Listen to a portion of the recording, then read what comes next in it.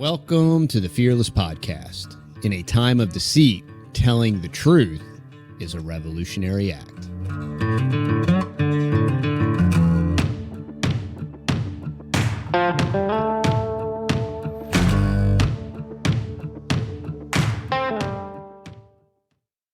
All right, y'all, welcome back. I hope y'all are having a great day, and we're having a great day. And it's still stinking hot here in Texas. Yeah, it's toasty. Yeah. And so it's kind of neat because I can kind of come home, we can record a podcast while it's still psycho crazy hot, and then I can go out, you know, at the 7 or 8 o'clock mark and mess around in the greenhouse, take a little stroll in the food farce and all that cool stuff when it's like reasonably, when it gets below 100, when it feels less like the surface of the sun. 98. So today, y'all, what I wanted to talk about is, are we all going to be abducted by aliens? Of course we are. I mean, that's... Are UFOs coming? Have they already come? UAPs coming? Are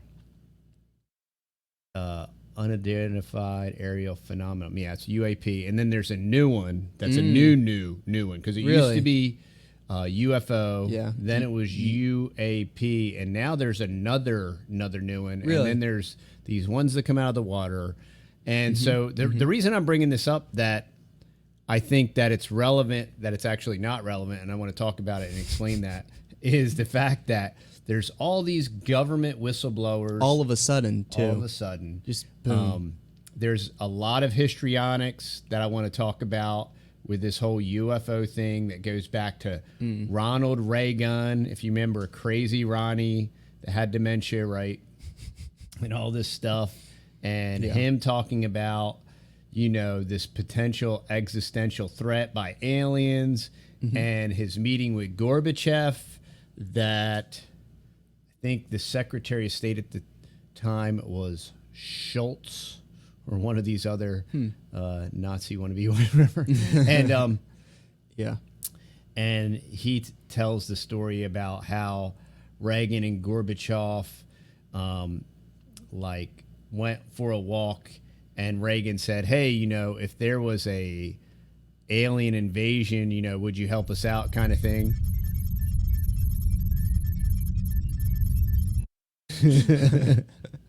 I thought they were here, y'all. I thought it was gonna happen right now. So anyway, so you know, there's Reagan, right? And then there's Star Wars, and I'm not talking about like George Lucas and Luke Skywalker. I'm talking about Star Wars, literally the federally funded space program to do whatever they did that we don't know about, whether it was with satellites and up in space, whether it was in the North Pole, whether it had more to do with weather modification. So we're going to talk about these different things. Sweet. We're going to talk about, why is this in the news? Like, why all of a sudden is this so important? And why are there currently congressional hearings? Like, the government's not wasting enough money, so let's trot out all these Mirage men, and let's talk about all these sightings and all this stuff. And then what does that have to do with Podesta? What does that have to do with the Clintons? And why all these threats that were made? As soon as I'm elected, there's going to be full disclosure. I don't know how many of y'all remember all that stuff with the Clintons and then with Obama, and it's never happened. And now that the economy's melting, we're on the verge of World War III, we've printed hundreds of trillions of dollars in debt. Come on. I'm trying to think. Somebody did an analysis of global debt. Global debt, and it's like 300 and some trillion dollars. You know, so it's inconceivable. So this is all going to be. This is what's forcing that rebase of CBDC, global currency, right? And so you need all these, like, and then simultaneously the planet is going to boil, right? So the seas are going to boil. How dare you! I'm sorry, Greta. Sorry. And don't interrupt me, Greta. So, there's all these distractionary things. And fortunately for they, them, and those, and the powers that shouldn't be, and the district of criminals, all of these distractions simultaneously mean we need more money. We need to print more money. We need to stop these threats, these apparent threats that are aberrations. So, are aliens coming? I mean, do aliens exist? Are aliens real? And we are Christians. We're biblical Christians. Yeah. We hold to a Christian worldview, and I'm going to encourage y'all to read a book. Okay. I actually have the book right here. Sweet. But somebody made a mention about, what did the flat earthers call it? They call it a biblical. I forget the Christian flat earth terminology, but they call it like biblical cosmology. But and I do hold a more read it for our audio fans. Geocentricity, Christianity in the Woodshed. This is by Jerry Bow. He was a PhD out of Cleveland, Ohio. Awesome. He was the president of the Association for Biblical Astronomy. Cool. I think he's in ill health, he may have passed recently. But, I hold to a geocentric position, and this is kind of a neat discussion that we can talk about. I'm not a flat earther. I'm not going to bang on the flat earthers. No, we have lots of flat earther friends. Yeah, or hate on them.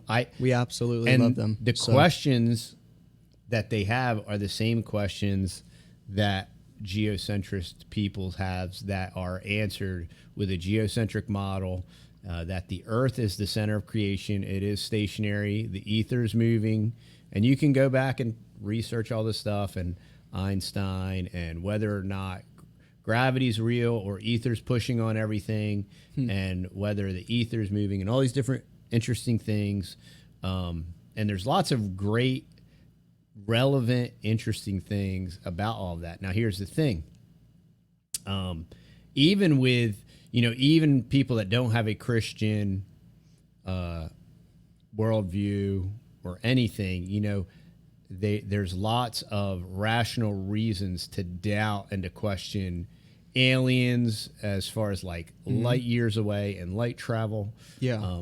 There's all of these very interesting conversations. Another thing I'm going to recommend is you watch the documentary called The Mirage Men. And that was really good. Yeah, you can find it on YouTube. You can find it on Odyssey. And really here's good. another really cool tip. Okay, cool tip. And this is why I do like Odyssey. So let's say you find a great documentary, but it's somewhere and you have to pay for it, right? Search for it on Odyssey. Yeah. And it's free. Yeah, it's too. free. Yeah. And right on Odyssey, you can download it, right? You can download it. Okay. Everything on Odyssey is downloadable. And the other thing Which you is can great. do, you can use a screencaster, so you can throw it from your phone onto your television or whatever. Yeah, it's super sweet. Yeah. So not sponsored, but yeah, not sponsored by Odyssey or the phone app, the free phone app that throws it onto your TV. But I would definitely recommend Mirage Men. Now, what the Mirage Men is about is how the clandestine portions of the government, CIA, FBI, et al., maybe signature reduction. This was obviously pre-signature reduction, and how they disinfoed this billionaire guy and drove him insane. And it was all done through disinfo, misinfo, misdirection, and also trying to remember the name of the antagonist, but the CIA inserted him into the UFO community, and he remained there even though he was exposed. And a lot of the people in the UFO community knew that he was a plant and he was just there to spread disinformation. So in light of Mirage Men, right, and the concept and the precepts and all that idea there, Dr. Stephen Greer, I think, is absolutely a Mirage Man. I think he's a plant. I think all of his talking points and jargon is a governmental construct cover-up.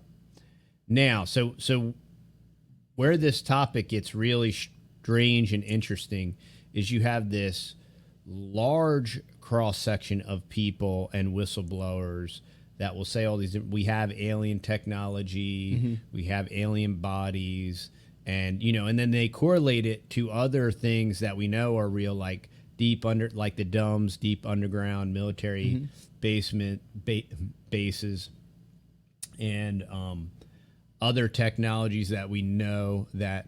And I do believe that our intelligence agencies and the deep state, the deep intelligent deep state, has tons of technology that we've never even seen, and that we are unaware of. We're completely familiar with HARP and weather modification and weather as a force multiplier and weather as a weapon, and these things are absolutely real. There's no doubt in my mind in Antarctica with the spheres that are under the surface that this isn't some type of energy weapon. I mean, their leader is Satan, so I mean, there you go. I mean, I think they have some pretty powerful devices out there. Well, you make a great segue, because that's part of my point.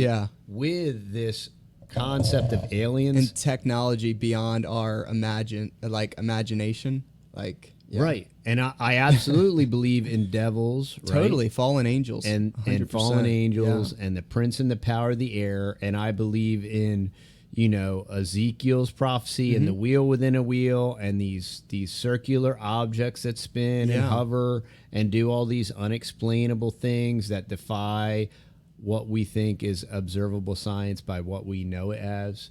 So all these things are absolutely real. So I'm not denying that these people see stuff. No, this stuff is way more real, like 8 billion times more real than Bigfoot. Bigfoot, you have all these documentaries, but you never actually see real footage. This stuff, they have real footage. Right. Like, you can't deny it. Like, and personally, I've seen one. So there you go. Whoa! Breaking news. Yeah, breaking news. So I'm kind of sold on it. So what happened? So what happened when you saw it? Breaking news. Oh, there you go. That's what I heard, actually. So you're gonna have to stay tuned further into the podcast to hear my alien story, and it's a good one. Your Close Encounter? Yeah, very close. Right, very close. Hey, man, so there you go. We're making it happen here. Anyway. So what do you think they are? What do I think the UFOs are? I believe there's a large cross-section of UFOs that are military operations on experimental aircraft. Correct. Yep. That's an absolute, that's an absolute fact. Yep. I believe that these different apparitions and these different videos that people have, I believe some of them are devils. Yep. No doubt about it. That's what I was thinking. Either two types, either some type of government deal or devils. Right. Yeah. And, and we did this whole Star Wars thing, and we put all this stuff into space. And, and this goes kind of hand in glove with why I'm not a flat earther. And I'm going to give you just I don't want to get down into the weeds on this thing. And I know people that are big time flat earthers, they're very passionate about it. But, why I do not hold that position is because of solar eclipse and lunar eclipse. Okay. I also, their model of the dome and the sun that spins around in a circle is not perceivable when you're in an airplane. And I know they explain that away in different things. Also, the same thing with the map. They have to shrink stuff and move it around and make stuff not exist to make their map to work. And I realize there's problems with the globe as well. So I'm not going to hate. But when you consider solar eclipses and lunar eclipses, and you consider the shape of the moon and what happens with solar and lunar eclipses, and with different shadows and the different shadow experiments, in my opinion, it refutes that. But there is a very great case for geocentricity. There's a great case that the Earth does not rotate, and that gravity is a theory, and the ether is real, and the ether holds everything in place. And that conforms to a lot of different scriptures and different things like that. Yeah. So I do want to encourage you to consider geocentricity, there is a guy on YouTube from Australia, and I meant to look that up for y'all. And he's an older fella, and he's got like a white beard, and I'm almost positive I put him in my notes here because I subscribed to his channel, and at the second, I can't remember his name. But if you comment, if you want to know who it is, leave a comment on the podcast, whether it's on Fountain or whether it's below in the comments, or send us an email, and I'll find it here in my notes, and I will tag you and send you the the YouTube channel right at this exact second. It escapes you. Yeah, it's escaping me, and it's just a new channel that I found. I thought it was really good. Awesome. And he holds a geocentric position, and he's a Christian and presents it from Scripture and all that cool stuff. So I thought it was really good. But yeah, this whole UFO thing, it's always a distraction that they trot out, Every time. And there's always this kind of like appeal to authority when, for a long time, and Project Blue Book and Project Blue Beam and all these different investigations and cover-ups and back and forth and back and forth. And now what they're doing is they continue to change the vernacular. Yeah. And there's been I love doing that. Guys like Jason Burmis. Like if you just type in Jason Burmis, you'll find him on a bunch of different platforms. He's on Red Voice Media now, which is on Rumble. But if you just type in Jason Burmis and UFOs, he has lots of great information on that, and he has different kinds of opinions on all that.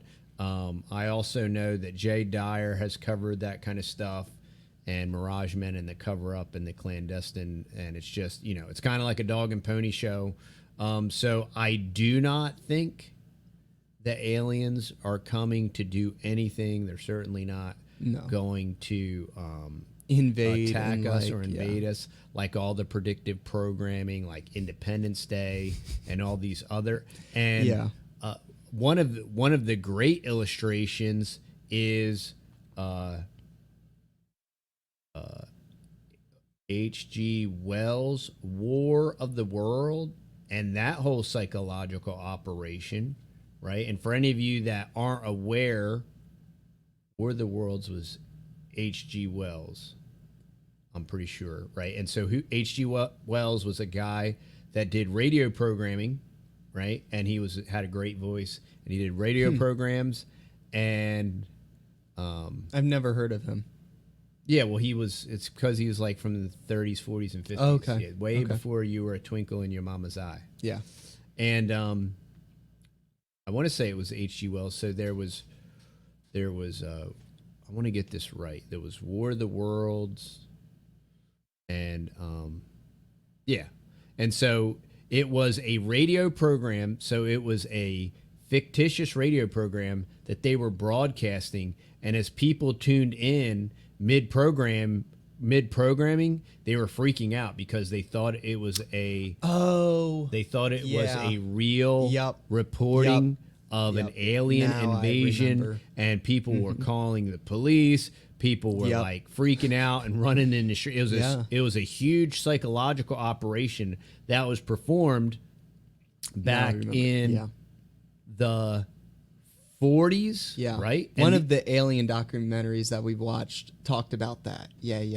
And we've always been fascinated with all this stuff, and we watch like alien documentaries, and we watch cryptozoological documentaries, like about Bigfoot or just all that type of stuff. Ogopogo, and I just like it. It's very interesting. Also, cryptozoology. What's the one ranch one?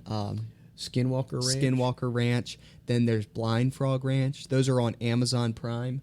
I think if you haven't yet watched Blind Frog Ranch, that is one of the coolest dang alien documentaries ever. Yeah, and it's pretty crazy. It's not just aliens. It's just like Native American stuff, and it's they were really on the verge of like finding gold or whatever, and big time. And there was supposed to be a season 3 where they're documenting Yeah. it, and they're not. So my guess is maybe they really found what they were looking for, And they're like, we're not going to air this. Sorry, yeah, we're not. This isn't going to be on TV. But it was very incredible the extent that this family and went also to. too, with the whole UFO thing, this has been going on for thousands of years because with all the Native Americans, they've communicated with devils and different things like that, and they have like inscriptions in walls that are like thousands of years old, and about like lights and orbs and stuff like that. Well, yeah, they worship gods, right? So they, a lot of these, all of these gods, lowercase g. Yeah, all of these. And what he sacrificed to devils, right? So we have scripture on this stuff, but all of these Grecian all this repackaged paganism and these demigods were the original fallen angels and the giants and the descendants of the giants that were worshipped, right? And Og, king of Bashan, and all this stuff, right?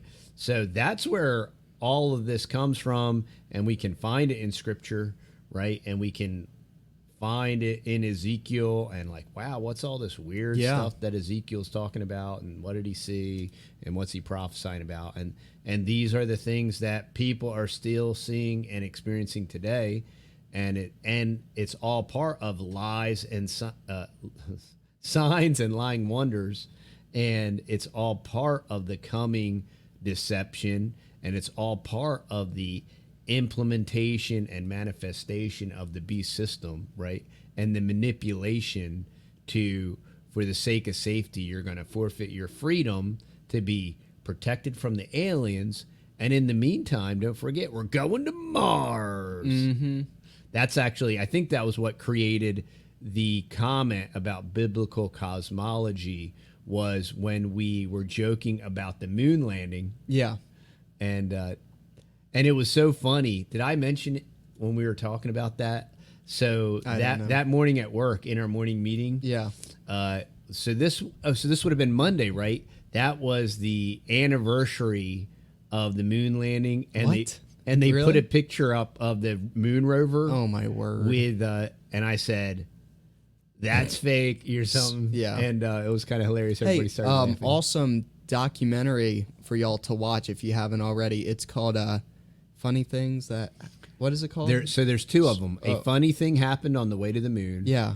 And the second documentary was called Astronauts Gone Wild. Yeah, watch those two. And they're really good. What I want to do is Bart Sibrel, who is the documentarian on A Funny Thing Happened on the Way to the Moon and Astronauts Gone Wild. He just wrote a book called Moon Man that explains all of how he came across all this stuff and what was all about it, and how the CIA kidnapped and drugged him and all kind of really wild stuff.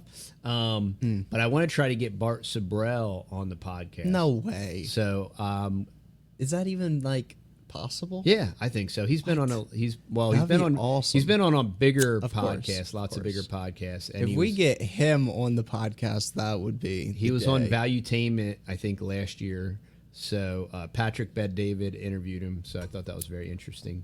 That's awesome. But he has lots of convincing documentation. Yeah. I mean, I think it's very simple to understand that the moon landing was absolutely fake. Of course. For multiple reasons. Yeah. Now, there is a theory that all of the documentation and the pictures and the photos got destroyed by the radiation that would have killed everybody. And so, therefore, they had to recreate it so that they had proof that we did it. So there's that. Killed everybody that went there? No, it would have killed everybody, but it didn't kill anybody. It only destroyed the photos and the video. So that's why they had to Photoshop everything? So that's why they had to recreate it here in Arizona with Gary Kubrick and all that stuff. What? But that's where it all came from. But anyway, so aliens aren't coming. They're always a great distraction. They are. To keep in the pocket. Along with submarines, too. Yes. They're great. They're great. And it helps to always change the name Yeah. from unidentified flying object to unidentified aerial phenomenon to the underwater one. I forget the one that comes out of the water. They call that I forget. a unidentified water phenomenon. Or those are something pretty neat because they like enter the water and don't even like make a splash or whatever. Yeah, it's pretty cool. Like really fast. So there's lots of interesting stuff there. There's lots of things that are absolutely unexplainable. That's right too. Yeah, we actually filmed one of those things too. Did. Yeah, one of those underwater drone UFOs. We filmed it. Yeah. We have the footage. It's a little blurry, of course, because when you're faking footage, you got to keep it blurry. Yeah. No, what we had to do is this was the thing. Okay, so we went down the South Padre, Texas, right? So it's 12 hours from us. We live up in Northeast Texas. So we drove down there, we're filming. We're there at, we passed by SpaceX? Yeah, SpaceX. What's it? No, I don't. What's the Starbase? Yeah, Starbase. Yeah, whatever. I don't know. It's something. Yeah. Okay, so we passed by there. They got their big Project Blackjack. It looks like so sci-fi and fake, but whatever. It's real neon, it's like real rocket ships and stuff there, but it's still pretty cool to look at. But anyway, so we're filming, having fun and everything, and I filmed the whole entire thing. And then there was a couple. Every day there's beautiful sunrises and sunsets, so I filmed a couple of them, and one was a sunrise. No, yeah, it was a sunrise or a sunset, I forget, on the ocean, and it was absolutely beautiful. There was dolphins, so I was zooming in on the dolphins, filming the dolphins splashing around and everything like that.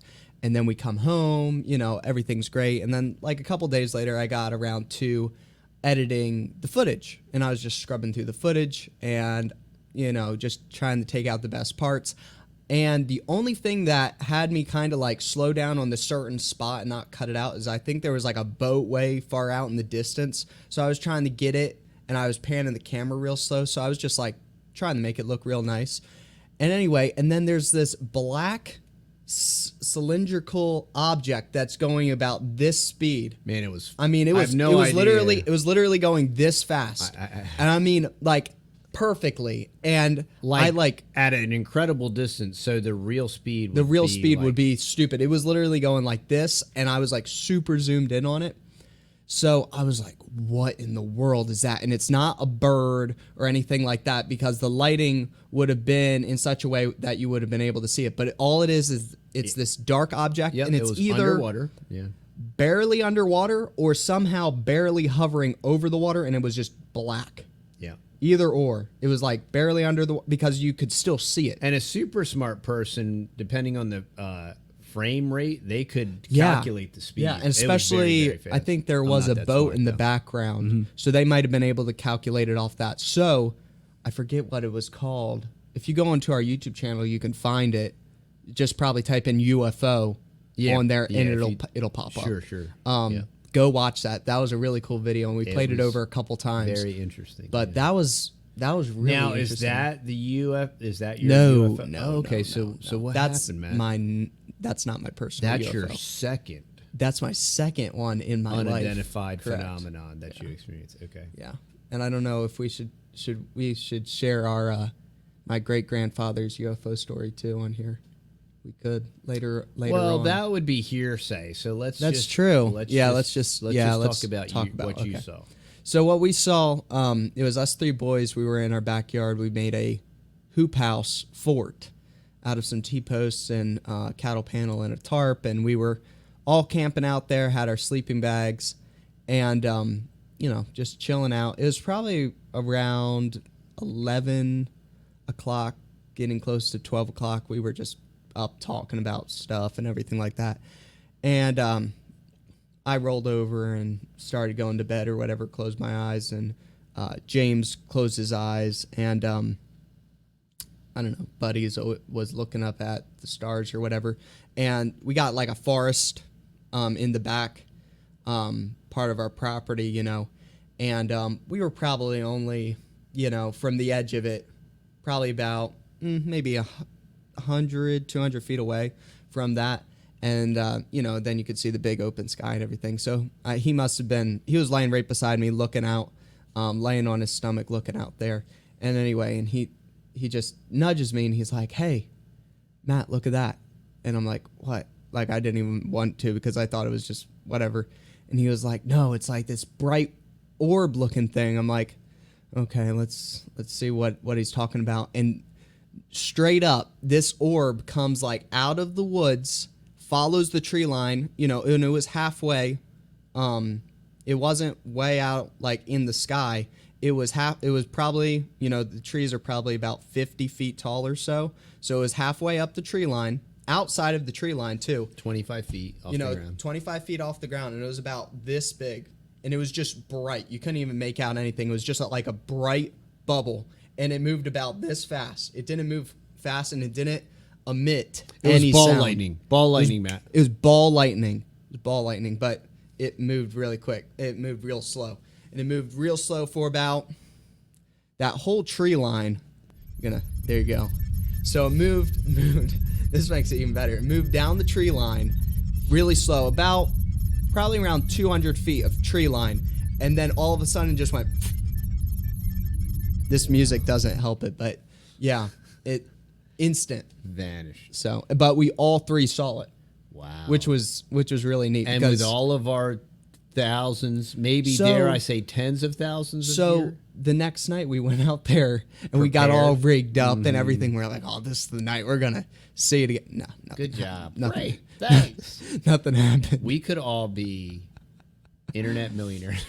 No, I don't think so. A lot of people have filmed it, so right. It would have been cool though. It would have been cool. Yeah. It would have been one for the record books. Yeah, But big time. Needless to say, I definitely think it's a mega distraction.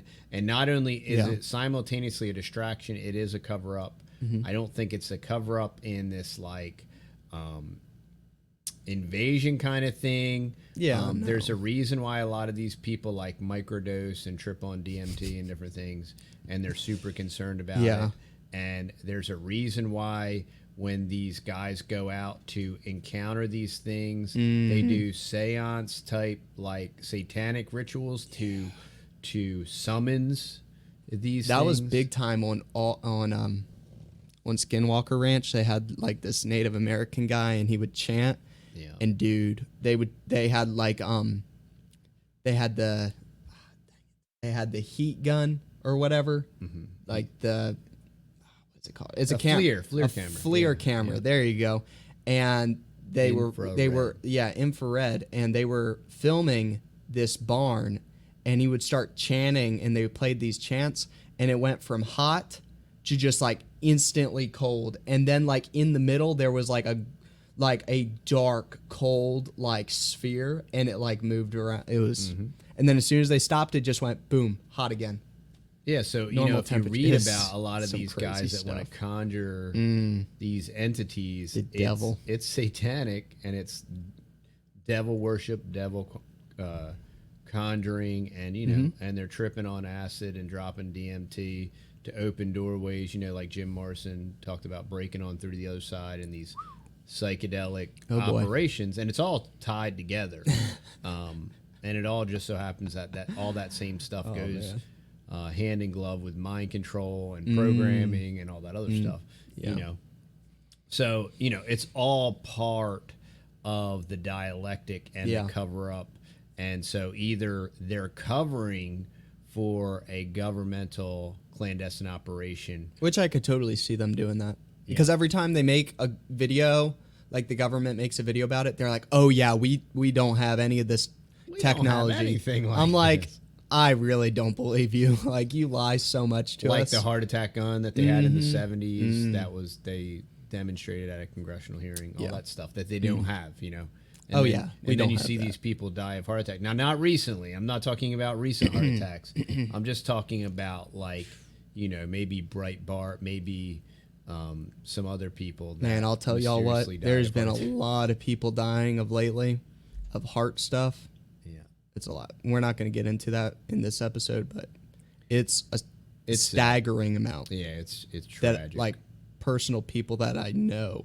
So fear not. Do not start to prepare For an alien invasion. Fighting off alien invasion. Don't try to develop a laser gun or a lightsaber That is not necessary. I mean, you could. Well, It'd be really cool, if it is the government, and then Well, I would focus on like growing food. That's true. Storing. That's food, more practical. Doing practical things that brings your life value and sustenance, and enjoying creation and enjoying your family, and like say no to all the doom and fear and the coming alien invasion, abduction, et al. But so that's what's going on. Aliens are not coming to get you, y'all. I'm sorry. And for those of you that are looking forward to it or enjoy being abducted, I apologize. So let's jump into an article here. Okay. I'm ready. And we are, let's see, I don't need to share screen because we're on the podcast. Yeah, we're on the podcast. Now, this is really great news that that's funny. John Kerry. You right. Yes, John, you. John Kerry, who was a perennial district of criminals, and now he's like Johnny Greenhouse Gas or whatever. I forget what his official position is, but this was actually back from May 10th. And this kind of impacts us as homesteaders, so I thought this was relevant. It's relatively short, and it's very important. Slashing farm emissions critical to fighting climate change. Ooh, good. John Kerry says. You right. May 10th. Cutting greenhouse gas emissions from agricultural production is essential to the global fight against climate change. U.S. climate envoy John Kerry said on Wednesday, agriculture generates 10 to 12% of greenhouse gas emissions globally. According to the Intergovernmental Panel on Climate Change, the food system as a whole, including packaging, transportation, and waste management, generates a third of global emissions, according to a 2021 study published in the academic journal Nature Food. We can't get to net zero. We don't get this job done unless agriculture is front and center as part of the solution. Kerry, the special presidential envoy for climate, said at the AIM for Climate Summit in the District of Criminals. He said that without cutting agricultural emissions, the world may not reach its goal of limiting global warming to 1.5 degrees Celsius. How dare you! Well, listen, John, the last time I checked, you lived in America, and we use Fahrenheit, Yeah, for real. not degrees Celsius, which scientists... Go back to I Canada. guess that would make me a temperature snob. I don't know. Which scientists say must be achieved to avoid the worst impacts of climate change. President Joe Biden Come on. This guy is a dog whistle about as big as a foghorn. has pledged the U.S. will reach net zero emissions by 2050. Thanks, Joe Biden, sock puppet Joe. Rising global temperatures have severe implications for malnutrition and food security worldwide. Oh, my word. Kerry said. A 2-degree future could a 2-degree future could result in another 600 million people not getting enough to eat. Wow, they would kind of be cool with that. Yeah, they would love that. They would like that. Yeah, I mean, what's wrong with that? Said the former U.S. Secretary of State. You can't continue to warm the planet while also expecting to feed it. That's why you must eat the bugs. The bugs. AIM for Climate is a global initiative co-led by the U.S. and the United Arab Emirates to drive investment in farming practices that cut the sector's emissions. At this week's summit, the U.S. and the UAE announced 13 billion. Okay, so spending, so the debt ceiling isn't high enough, and our national debt 300 trillion isn't high enough, but we need to contribute 13 billion. Oh, good. Just I'm glad. exclusively in funding for the initiative from global I'm glad my governance. great grandchildren will be paying for that too, along with me. And the private sector. The UAE will host COP28 at the end of this year, and agriculture emissions are expected to be a major theme of the Global Climate Summit. UAE Climate Minister Miriam Al-Hariri pledged at the AIM Summit on Monday that COP28 will be a game changer for food systems. Oh my goodness. That sounds so great and exciting. I'm sure it will involve the culling of cattle. Oh, yeah. The culling of fowl like chickens. Yep. The culling of pigs and all these current food sources that are already raised, and everything is already there and they're ready to be harvested. But, for the sake of Mother Gaia, we really should sacrifice them to the tune of thousands and thousands of sacrificial animals. We need to sacrifice them on the altar of global warming. We're like stinking like Native Americans. Like we're just like sacrificing animals to like the weather gods. That's exactly what it is. Literally. It's paganism. It's paganism. Straight up. It's Satanism. Like, it's crazy. Illogical. It's irrational. It's unreasonable. It's devil worship. Yeah. It's very similar to abortion. We sacrifice these children and their blood, and then we monetize it by selling their body parts. Right. Yeah. So not only do we do the satanic sacrifice and the satanic ritual abuse of ripping these kids apart, then we package up their body parts and sell them, and it's a multi-billion-dollar industry. And, but it's very similar to the abortion industry and the preborn. It's very similar to this rampant sex trafficking industry that scoops up kids all over the planet through NGOs, through the UN, through these other governmental organizations that scoop up kids and they sex traffic them around the globe. And we're one of the biggest... the United States is one of the largest purveyors of sex trafficking. They're also one of the larger purveyors of all these other monetized trafficking of children, whether it's through, pictures and videos and all other ultra disgusting stuff. And drugs, too. That's despicable. And I think you can buy the Vets for Child Rescue. They have a really awesome T-shirt that has a wood chipper on it, and they're stuffing a pedophile into a wood chipper. No way! I need that T-shirt. I think it's called like Mulch a Pedophile or something like that. But yeah, Vets for Child Rescue, awesome. And I want to say that's I know it's Vets for Child. Craig Sawman Sawyer. I want that on the back of my truck. That'd be so great, like a bumper sticker. Compost a pedophile. I think that's what it says. That would be awesome. And they're like stuffing a pedophile in a wood chipper. So I think that's great. But man, that's awesome. Vets for Child Rescue. Check that out. I think that's probably vetsforchildrescue.org. Praise the Lord. And I'm pretty sure Craig Sawyer is the one that runs that up. I know Billy's involved, and they have a homesteaders conference in Kentucky that raised a bunch of money for that, so that was cool.